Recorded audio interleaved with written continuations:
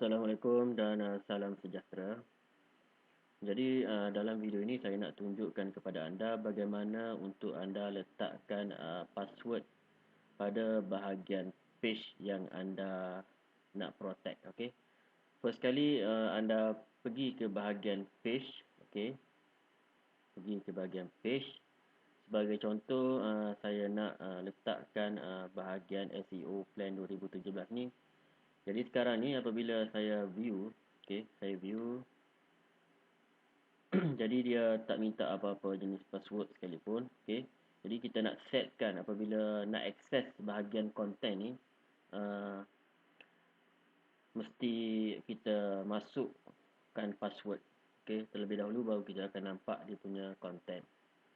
Biasanya kalau kita menjual produk digital dan sebagainya, dan ramai internet marketer di Malaysia menggunakan cara ni untuk mereka beri akses pada pelanggan mereka. Okay. First kali anda pergi ke bahagian SEO Plan 2017 ni. Sebagai contoh saya nak edit yang ni. Okay. Klik bahagian edit. Kemudian anda pergi ke bahagian Publish. Okay. Dan pastikan anda pergi ke bahagian Visibility dan anda klik Edit dan anda klik Password Protected. Okay. Jadi contoh saya masukkan password 12345. Okay. Dan OK. Okay. Saya klik OK. Dan saya update. Okay. Jadi saya copy dulu link ni. Saya copy dulu. Dan saya log out dulu. Okay. Untuk saya test. Okay. Kemudian saya akan paste. Saya akan refresh balik bahagian ni. Anda akan nampak ni. Protected SEO Plan 2017.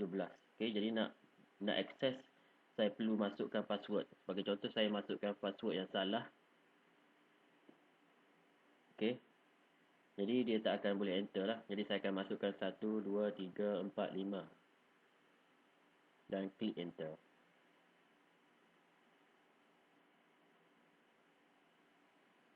Okay. Tunggu sekejap. Bagi dia load dulu.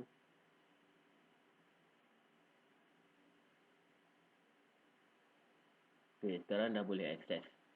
Jadi kalau anda ada produk yang anda private kan daripada user anda, jadi sangat sesuai untuk anda letakkan password. Okay. Sebagai contoh bahagian download, bahagian video yang anda private kan, anda pastikan letakkan password supaya hanya user tertentu sahaja boleh akses. Jadi saya rasa itu sahaja dalam video ni. Okay. Assalamualaikum.